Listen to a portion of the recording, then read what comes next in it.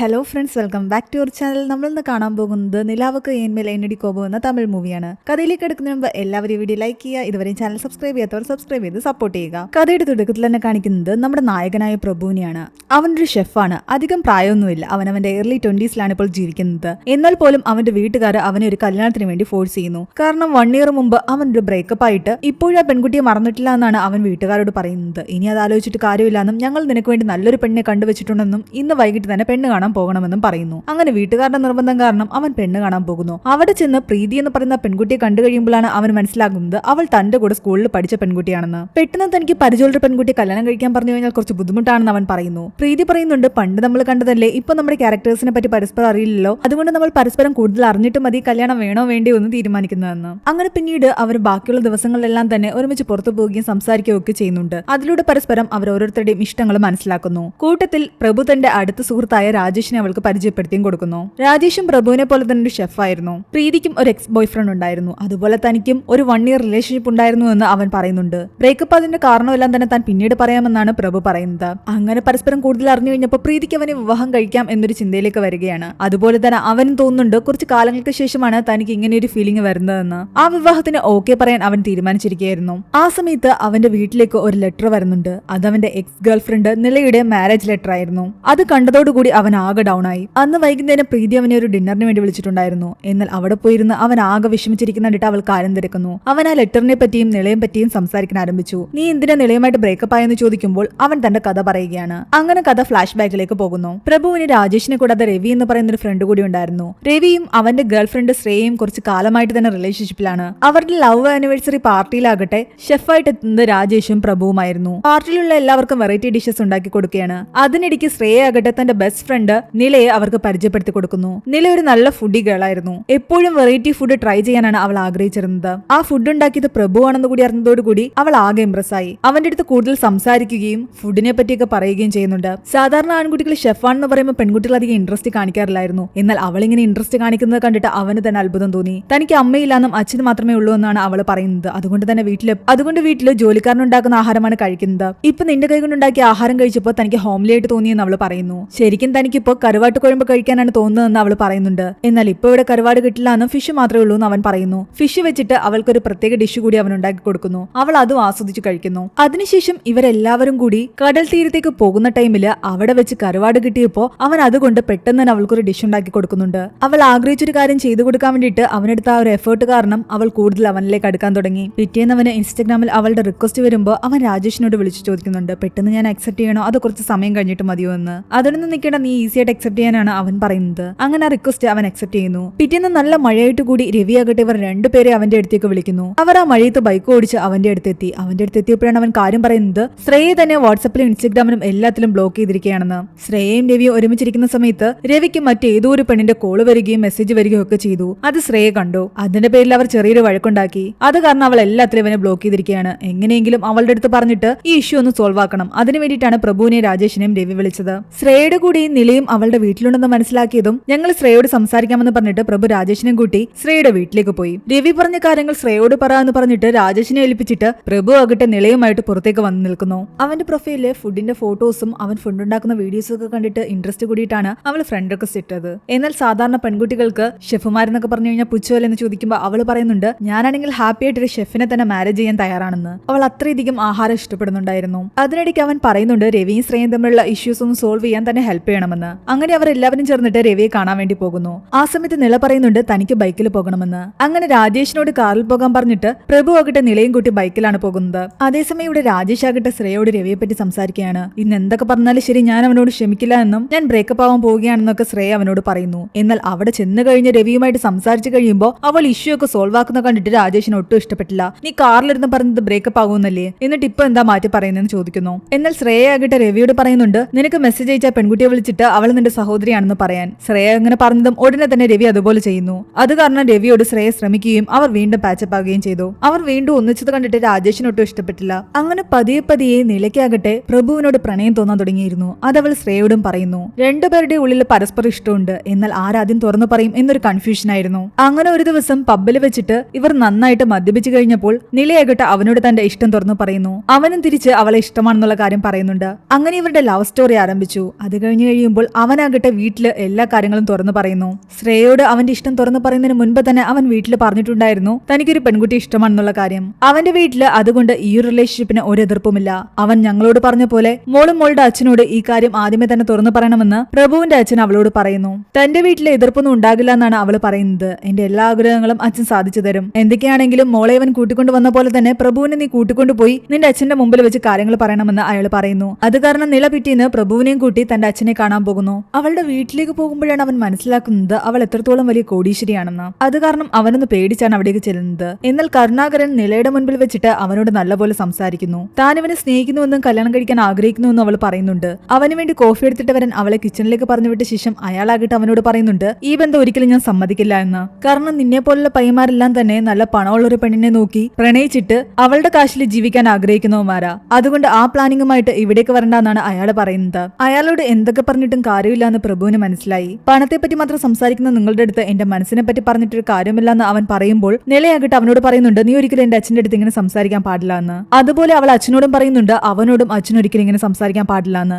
രണ്ടുപേരും എന്റെ ലൈഫിൽ ഇമ്പോർട്ടന്റ് ആയിട്ടുള്ള വ്യക്തികളാണ്. അങ്ങനെ പ്രഭു അവിടെ നിന്നും പോയി. അന്ന് രാത്രി മുഴുവൻ നിലകിടന്ന് കരയുകയായിരുന്നു. അയാൾ വന്ന് അവളോട് പറയുന്നുണ്ട് അവൻ നല്ലൊരു പയ്യനല്ല എന്ന്. എന്നാൽ അവനെ കൂടുതൽ അറിയാതെയാണ് അച്ഛൻ ഇങ്ങനെയൊക്കെ സംസാരിക്കുന്നതെന്ന് അവൾ പറയുന്നു. അവനെ ഒന്ന് മനസ്സിലാക്കാൻ ശ്രമിച്ചു കഴിഞ്ഞാൽ അച്ഛൻ എന്തായാലും അവനെ ഇഷ്ടപ്പെടുമെന്ന് അവൾ പറയുന്നു. ഒടുവിൽ മകളുടെ നിർബന്ധപ്രകാരം അവനെ കുറിച്ച് കൂടുതൽ അറിയാൻ അയാൾ ശ്രമിക്കുകയാണ്. നിലയ്ക്ക് വേണ്ടിയിട്ട് അയാൾ ഓക്കെ പറഞ്ഞെങ്കിലും അവനെ ഒറ്റയ്ക്ക് കിട്ടുമ്പോൾ അയാൾ പറയുന്നുണ്ട് നിന്നെ എനിക്ക് ഒട്ടും ഇഷ്ടമല്ല എന്നും എന്റെ മകൾക്ക് വേണ്ടി മാത്രമാണ് 10 ദിവസം നിന്നെ സഹിക്കാമെന്ന് ഞാൻ പറഞ്ഞതെന്നും. പിന്നീട് അങ്ങോട്ട് അവർ സിനിമയ്ക്ക് പോകുമ്പോഴും ബീച്ചിൽ പോകുമ്പോഴും പാർക്കിൽ പോകുമ്പോഴും എല്ലാം തന്നെ ഇയാളും അവരുടെ കൂടെ പോകാൻ തുടങ്ങി. പ്രഭുവിന് അതൊട്ടും തന്നെ ഇഷ്ടപ്പെടുന്നുണ്ടായിരുന്നില്ല. നിലയ്ക്ക് വേണ്ടി അവനുണ്ടാക്കി വെച്ചിരിക്കുന്ന ഫുഡ് പോലും അയാൾ തന്റെ കൈതട്ടി വീണു എന്ന് പറഞ്ഞിട്ട് മനഃപൂർവ്വം തട്ടിക്കളയുന്നു. പബ്ബിൽ പോകുമ്പോൾ നിലയുടെ കൂടെ അവൻ ഡാൻസ് ചെയ്യാൻ അയാൾ സമ്മതിക്കുന്നില്ല. പകരം അയാൾ പോയി അവളുടെ കൂടെ ഡാൻസ് ചെയ്യുന്നു. അവളുടെ ഫ്രണ്ട്സിന്റെ കൂടെ എല്ലാം തന്നെ അയാൾ നല്ലപോലെ കമ്പനിയായി. അങ്ങനെ ഒരു ദിവസം പ്രഭു ആകട്ടെ തന്റെ അമ്മയുടെ ഷുഗർ ടെസ്റ്റ് ചെയ്യാൻ വേണ്ടിയിട്ട് തനിക്ക് പരിചയമുള്ള ഒരു ഡോക്ടറിന്റെ അടുത്തേക്ക് പോകുന്നു. എന്നാൽ ആ ഡോക്ടറിന്റെ ക്യാബിനിൽ നിന്നും കരുണാകരൻ ഇറങ്ങിപ്പോകുന്ന കണ്ടിട്ട് പ്രഭു ഡോക്ടറോട് ചോദിക്കുന്നുണ്ട് അയാൾ എന്തിനാ ഇവിടെ വന്നതെന്ന്.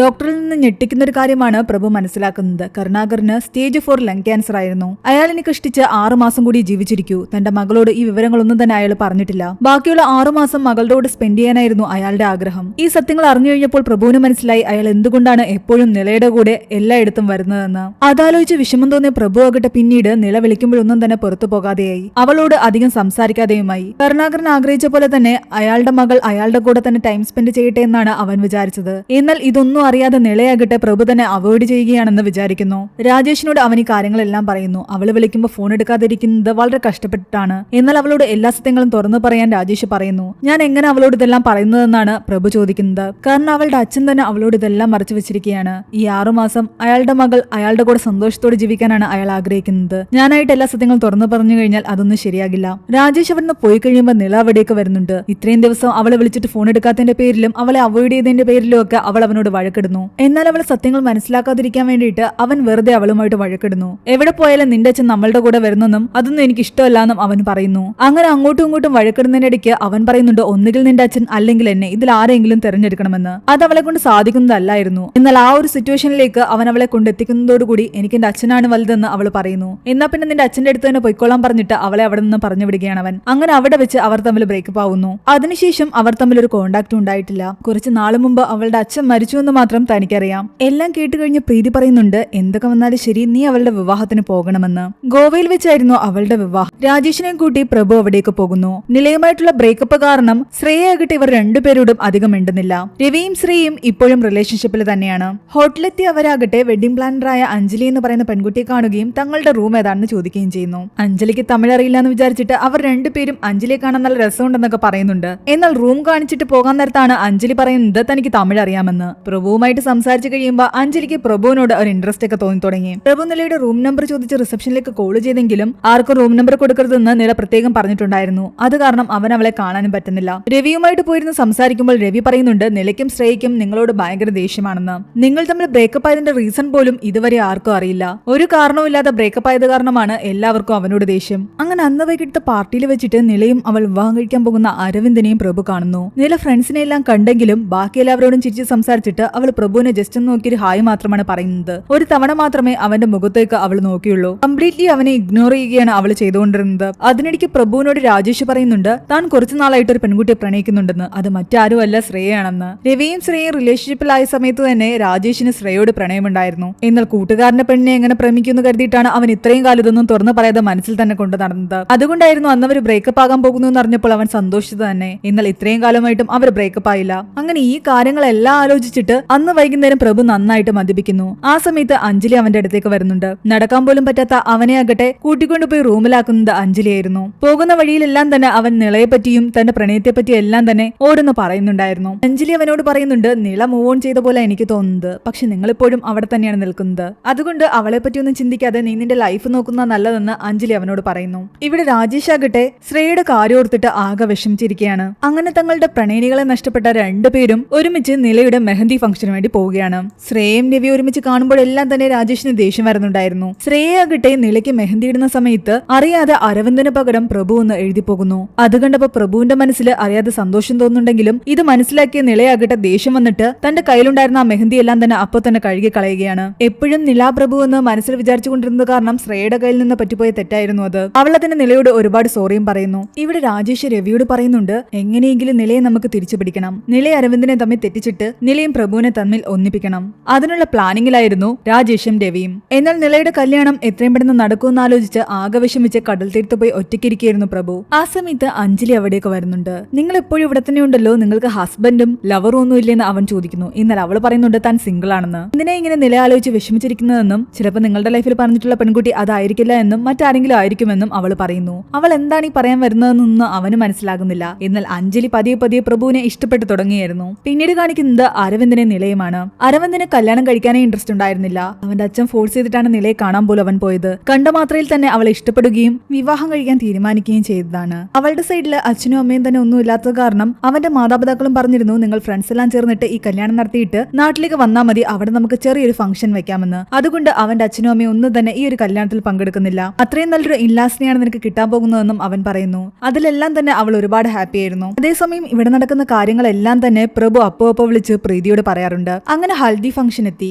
ആഹാരം കഴിക്കുന്ന സമയത്ത് അഞ്ജലി പറയുന്നുണ്ട്, കുറച്ച് സാമ്പാർ സാദം കിട്ടിയിരുന്നെങ്കിൽ കൊള്ളാമെന്ന്. അത് കേട്ടയുടനെ പ്രഭു പറയുന്നുണ്ട്, ഞാൻ ഉണ്ടാക്കി തരാമെന്ന്. അവൻ പോയി അവൾക്ക് വേണ്ടിയിട്ട് സാമ്പാർ സാദം ഉണ്ടാക്കുന്നു. അതിൽ നിന്ന് കുറച്ചെടുത്ത് ആരോ നമ്മുടെ നിലയ്ക്കും കൊണ്ടു കൊടുക്കുന്നുണ്ട്. എന്നാൽ അതൊരു വാ കഴിച്ച ഉടനെ അവൾക്ക് മനസ്സിലായി അത് പ്രഭു ഉണ്ടാക്കിയതാണെന്ന്. അവൾ ആകെ സാഡാവുകയും തനിക്ക് വേണ്ടെന്ന് പറഞ്ഞിട്ട് അത് തിരിച്ചു വെക്കുകയും ചെയ്യുന്നു. പ്രഭു ഉണ്ടാക്കിയ സാമ്പാർ സാദം അഞ്ജലിക്ക് ഒരുപാട് ഇഷ്ടമായി. അഞ്ജലി ആകട്ടെ അവനെയും കൂട്ടിയിട്ട് ഒരു റൈഡിന് പോകുന്നുണ്ട്. അന്ന് വൈകുന്നേരം അവർ ഒരുമിച്ച് കുറച്ചു നേരം സ്പെൻഡ് ചെയ്യുന്നതിലൂടെ അഞ്ജലിക്ക് പ്രഭുവിനോടുള്ള ഇഷ്ടം കൂടാൻ തുടങ്ങി. ഫംഗ്ഷന് വേണ്ടിയിട്ടുള്ള ഡ്രസ്സ് എല്ലാം തന്നെ സെലക്ട് ചെയ്യാൻ വേണ്ടിയിട്ട് അവന്റെ കൂടെ അവളും ഉണ്ടായിരുന്നു. അവർ ഒരുമിച്ച് ആഹാരം കഴിക്കുമ്പോൾ രാജേഷിനെ പറ്റി സംസാരിക്കുന്നു. പ്രഭു ആകട്ടെ അവൻ ശ്രേയെ പ്രണയിക്കുന്ന കാര്യങ്ങളെല്ലാം തന്നെ അഞ്ജലിയോട് പറയുന്നു. ഇതെല്ലാം കേട്ട് അഞ്ജലി ചിരിക്കുന്നുണ്ട്. അവന്റെ കാര്യങ്ങളെല്ലാം മനസ്സിലാക്കി കഴിഞ്ഞപ്പോൾ രാജേഷുമായിട്ടും അഞ്ജലി കൂട്ടുകൂടുന്നു. അവർ രണ്ടുപേരും ഒരുമിച്ചിരുന്ന് മദ്യപിക്കുന്ന സമയത്ത് രാജേഷ് പറയുന്നുണ്ട്, രവിയും ശ്രേയയും തമ്മിൽ പ്രണയത്തിലാണ്. ഇവര് തമ്മിൽ ബ്രേക്കപ്പ് ആയെങ്കിൽ മാത്രമേ എനിക്ക് ശ്രേയെ കിട്ടൂ. അത് കണ്ടുകൊണ്ട് അഞ്ജലി അവനോട് പറയുന്നുണ്ട്, ഞാൻ സ്നേഹിക്കുന്ന പയ്യൻ ഒരു പെൺകുട്ടിയെ വിവാഹം കഴിക്കാനിരിക്കുകയാണ്. ആ വിവാഹം നടക്കാതിരുന്നാൽ മാത്രമേ എനിക്ക് ആ പയ്യനെ കിട്ടൂ എന്ന്. രാജേഷ് വിചാരിക്കുന്നുണ്ട് അഞ്ജലി പറയുന്നത് അരവിന്ദനെ കുറിച്ചാണെന്ന്.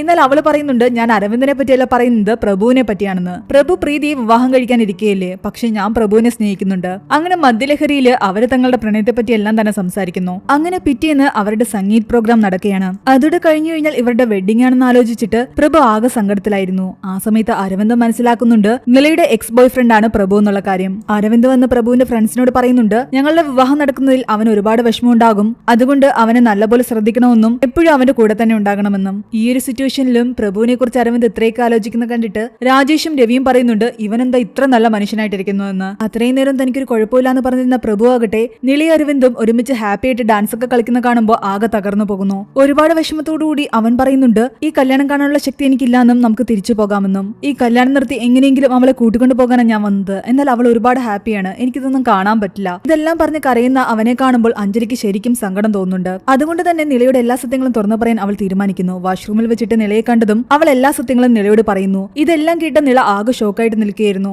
ഓൾറെഡി തന്നെ അവനിവിടെ വന്നപ്പോൾ മുതൽ അവൾ ആകെ സങ്കടത്തിലാണ്. ഓരോ നിമിഷവും അവനെ കാണുമ്പോഴെല്ലാം തന്നെ അവളുടെ ഉള്ളിൽ ഒരു ഗിൽറ്റ് ഉണ്ടായിരുന്നു. താൻ ഇത്രയധികം അവന്റെ മുന്നിൽ സന്തോഷിക്കാൻ പാടില്ല എന്ന് പലപ്പോഴും അവൾക്ക് തോന്നിയിരുന്നു. അവനുണ്ടാക്കിയ സാമ്പാർ സാദം ഒരു സ്പൂണിന്റെ വായിൽ വെച്ചപ്പോൾ തന്നെ എല്ലാ മെമ്മറീസും എന്റെ മനസ്സിലൂടെ കടന്നുപോയതാണ്. എന്റെ അച്ഛന്റെ സന്തോഷത്തിന് വേണ്ടിയിട്ട് അവൻ ചെയ്തത് വലിയൊരു ത്യാഗമാണെന്ന് അവൾ പറയുന്നു. പക്ഷെ അവളെ കൊണ്ട് ഈ കല്യാണം ഒന്നും നിർത്താനോ ഇതൊന്നും അവസാനിപ്പിക്കാനോ പറ്റാത്തൊരു സാഹചര്യത്തിലായിരുന്നു. കാരണം അച്ഛന് ക്യാൻസർ ആണെന്ന് അറിഞ്ഞ സമയത്ത് അവൾ അച്ഛനെ നല്ലപോലെ കെയർ ചെയ്യുന്നുണ്ടായിരുന്നു. ആ സമയത്ത് അയാൾ അവസാനമായിട്ട് അവളോട് ചോദിച്ചത് ഒരേ ഒരു കാര്യം മാത്രമാണ്, അവൾക്ക് വേണ്ടിയിട്ട് അരവിന്ദ് എന്ന് പറയുന്ന നല്ലൊരു പയ്യനെ അയാൾ കണ്ടുവച്ചിട്ടുണ്ടെന്നും അവനെ വിവാഹം കഴിക്കണമെന്നും. അച്ഛന്റെ അവസാനത്തെ ആഗ്രഹം അതായത് ആയതുകൊണ്ട് മാത്രമാണ് അവൾ അരവിന്ദനെ വിവാഹം കഴിക്കാൻ അന്ന് സമ്മതിച്ചതും തന്നെ. അതുകൊണ്ട് അച്ഛന്റെ ആ ആഗ്രഹം സാധിച്ചു കൊടുക്കാതെ അവൾക്ക് വേറെ നിവൃത്തിയില്ലായിരുന്നു. ഇനി ഈ വിവാഹം വേണ്ടെന്ന് വയ്ക്കാൻ അവൾക്ക് പറ്റില്ല. അവളുടെ മനസ്സിൽ ഇപ്പോഴും പ്രഭുവിനോട് അത്രയധികം സ്നേഹമുണ്ടായിരുന്നിട്ട് പോലും അച്ഛന് കൊടുത്ത വാക്ക് നിറവേറ്റാൻ വേണ്ടിയിട്ട് മനസ്സിലാ മനസ്സോടെ അവൾ ആ വിവാഹത്തിന് വേണ്ടി തയ്യാറെടുക്കുന്നു. വിവാഹത്തിന്റെ അന്ന് രാവിലെ അവൾ ഈ കാര്യങ്ങളെല്ലാം തന്നെ ശ്രേയയോടും പറയുന്നു. ആ സമയത്താണ് ശ്രേയ മറ്റൊരു സത്യം അവളോട് പറയുന്നത്. കാരണം നിങ്ങളുടെ വിവാഹത്തിന് നിങ്ങളുടെ അച്ഛൻ സമ്മതിച്ചിരുന്നു എന്നുള്ള കാര്യം. ഇത് കേട്ട് നില ഞെട്ടിപ്പോയി. ഹോസ്പിറ്റലായിരുന്ന സമയത്ത് ശ്രേയ എവിടെ വന്നപ്പോൾ അയാളാകട്ടെ ശ്രേയയോട് സംസാരിച്ചിരുന്നു. നിലയെ പ്രഭുവിന് വിവാഹം കഴിച്ചു കൊടുക്കാൻ അയാൾക്ക് സമ്മതമായിരുന്നു. പക്ഷെ അതിനു മുമ്പ് തന്നെ അവൻ നിലയുമായിട്ട് ബ്രേക്കപ്പ് ആയി. അവൻ ചെയ്തത് മണ്ടത്തരമാണെന്നും അയാള് ശ്രേയയോട് പറഞ്ഞിരുന്നു. എന്നിട്ട് ഇതെല്ലാം തന്നെ വോയിസ് റെക്കോർഡ് ആക്കാനും ശ്രേയയോട് ആവശ്യപ്പെട്ടിരുന്നു. നിങ്ങൾ രണ്ടുപേരും ഒരുമിച്ച് ഹാപ്പി ആയിട്ട് ജീവിക്കുന്ന കാണാനായിരുന്നു എനിക്ക് ആഗ്രഹം. പക്ഷെ അതിനു മുൻപ് തന്നെ അവൻ ബ്രേക്കപ്പ് ആയതുകൊണ്ടാണ് അരവിന്ദനെ ഞാൻ നിനക്ക് വേണ്ടി കണ്ടെത്തിയത്. അച്ഛൻ തങ്ങളുടെ വിവാഹത്തിന് സമ്മതിച്ചിരുന്നു എന്നുള്ള കാര്യം കൂടി നില കേട്ടതോടെ അവൾ ആകെ തകർന്നുപോയി. എന്ത് ചെയ്യണമെന്നറിയാതെ ആകെ നിസ്സഹായ അവസ്ഥയിലായിരുന്നു അവൾ. ഇത്രയും കാലം പ്രഭുവിനെ എല്ലാവരും തെറ്റിദ്ധരിച്ചത് കൊണ്ടാണ് ഈ സത്യങ്ങൾ ശ്രേയ പോലും നിലയോട് പറയാതിരുന്നത്. ഈ ഒരു നിമിഷത്തിൽ ഇതെല്ലാം അറിഞ്ഞിട്ട് അവൾക്ക് എന്ത് ചെയ്യണമെന്നറിയാതെ ആകെ നിസ്സഹായ ആ മണ്ഡപത്തിലേക്ക് കയറി. വിവാഹം കഴിയുന്നതോടുകൂടി നില ഇനി ഒരിക്കലും തന്റേതല്ല എന്നുള്ള സത്യം മനസ്സിലാക്കിക്കൊണ്ടിരിക്കുകയായിരുന്നു പ്രഭു. ആ സമയത്ത് ശ്രേയ വന്ന് അവനോട് എല്ലാ കാര്യങ്ങളും പറയുന്നു. ഇതെല്ലാം അറിഞ്ഞിട്ടാണ് അവൾ വീണ്ടും മണ്ഡപത്തിലേക്ക് കയറിയിരിക്കുന്നതെന്ന് ആലോചിച്ചിട്ട് പ്രഭുവിന് ഒട്ടും സഹിക്കാൻ പറ്റുന്നുണ്ടായിരുന്നില്ല. അങ്ങനെ അവന്റെ കൺമുന്നിൽ വെച്ചിട്ട് അരവിന്ദ് അവളുടെ കഴുത്തിൽ താലി കെട്ടി. ആ കാഴ്ച കണ്ട് സഹിക്കാനാകാതെ പ്രഭു അവിടെ നിന്നും ഇറങ്ങി ഓടുന്നു. പിന്നീട് കാണിക്കുന്നത് അവൻ പ്രീതിയോട് സംസാരിക്കുന്നതാണ്. ഞാൻ നിന്നെ വിവാഹം കഴിക്കാൻ തയ്യാറാണ്. നീ എന്റെ വൈഫായിരിക്കും. പക്ഷെ എന്റെ മനസ്സിൽ പ്രണയം മുഴുവൻ നിലയോടായിരിക്കും. എനിക്ക് നിന്നോട് ഇഷ്ടമുണ്ട്. അതുകൊണ്ട് തന്നെ നമ്മൾ ഒരുമിച്ച് നല്ലൊരു ജീവിതം തന്നെയായിരിക്കും മുന്നോട്ട് കൊണ്ടുപോകുന്നത്. ഇതെല്ലാം നിനക്ക് ഓക്കെ ആണെങ്കിൽ മാത്രം നമുക്ക് വിവാഹം ചെയ്യാം. പ്രീതി ഇതെല്ലാം കേട്ട് അവനോട് പറയുന്നുണ്ട്, ഈ ലോകത്ത് ഒരുവിധപ്പെട്ട എല്ലാവരും ഇങ്ങനെയൊക്കെ തന്നെയാണ് ജീവിക്കുന്നത്. നീ എന്നോട് കാര്യങ്ങൾ തുറന്നു പറഞ്ഞത് എനിക്ക് ഇഷ്ടപ്പെട്ടു. എനിക്ക് നിന്നെ വിവാഹം കഴിക്കുന്നതിൽ ഒരു പ്രശ്നവുമില്ല. നമുക്ക് വിവാഹം ചെയ്യാമെന്നും അതൊരു ഡെസ്റ്റിനേഷൻ വെഡിങ് തന്നെ ആയിക്കോട്ടെ എന്നുമാണ് അവള് പറയുന്നത്. അവനും അത് സമ്മതമായിരുന്നു. അങ്ങനെ പിന്നീട് കാണിക്കുന്നത് ഇവർ തങ്ങളുടെ ഡെസ്റ്റിനേഷൻ വെഡിങ്ങിന് വേണ്ടിയിട്ട് എയർപോർട്ടിൽ നിൽക്കുന്നതാണ്. കൂടെ രാജേഷും രവിയും ശ്രേയയും എല്ലാവരും ഉണ്ടായിരുന്നു. അവർ രണ്ടുപേരും ചെക്ക് ഇൻ ചെയ്യാൻ ഉള്ളിലേക്ക് പോയി. രവിയും ശ്രേയയും ബ്രേക്കപ്പ് ആവുകയാണെങ്കിൽ ശ്രേയയെ സ്വന്തമാക്കാൻ വേണ്ടിയിട്ട് രാജേഷും അവളുടെ കൂടെ തന്നെയുണ്ട്. ആ സമയത്താണ് എവിടെ നിന്നോ ഓടി വരുന്ന നിലയെ കാണുന്നത്. നീ എന്താ ഇവിടെയെന്ന് ചോദിക്കുമ്പോൾ ഒരു ചെറിയ ഫ്ലാഷ് ബാക്ക് കാണിക്കുന്നു. വിവാഹശേഷം പ്രഭു അവിടെ നിന്നും പോയത് കണ്ടിട്ട് നില ഒരുപാട് കരയുന്നുണ്ട്. അവളിങ്ങനെ പൊട്ടിക്കരയുന്ന കണ്ടിട്ട് അരവിന്ദ് അവളോട് കാര്യങ്ങൾ ചോദിക്കുന്നു. അവൾ ഒന്നും മിണ്ടാതെ നിൽക്കുകയായിരുന്നു. ആ സമയത്ത് ശ്രേയ വന്ന എല്ലാ സത്യങ്ങളും അരവിന്ദിനോട് പറയുന്നുണ്ട്. നിനക്ക് അവന്റെ കൂടെ പോകണമെന്ന് അരവിന്ദ് ചോദിക്കുന്നു. നീ അവനെ സ്നേഹിക്കുന്നുണ്ടെന്ന് ചോദിക്കുമ്പോൾ നില അതിന് എസ് പറയുന്നു. അത് കണ്ട് അരവിന്ദ് അവളോട് പറയുന്നുണ്ട്, ജീവിതത്തിൽ പ്രണയം വളരെ വലുതാണ്. നിനക്ക് ഇഷ്ടമില്ലാത്തൊരു ജീവിതം നീ ജീവിക്കേണ്ട കാര്യമില്ല. ആ താലി അവൻ തന്നെ തിരിച്ചെടുക്കുന്നു. നിനക്ക് പ്രഭുവിനെയാണ് ഇഷ്ടമെങ്കിൽ അവന്റെ കൂടെ ജീവിക്കുന്നതിൽ എനിക്ക് ഒരു എതിർപ്പുമില്ല എന്ന് അരവിന്ദ് പറയുന്നു. അങ്ങനെ അവളെ ഫ്രീ ആയിട്ട് വിടുകയായിരുന്നു അരവിന്ദ്. അത് കാരണം തന്റെ പ്രഭുവിനെ തിരിച്ചു പിടിക്കാനാണ് അവൾ ഇവിടെ കൂടി വന്നിരിക്കുന്നത്. എന്നാൽ പ്രീതിയും പ്രഭുവും വിവാഹം കഴിക്കാൻ പോവുകയല്ലേ, നീ ഇനി എന്ത് ചെയ്യുമെന്ന് കൂട്ടുകാർ അവളോട് ചോദിക്കുമ്പോൾ അവള് പറയുന്നുണ്ട്,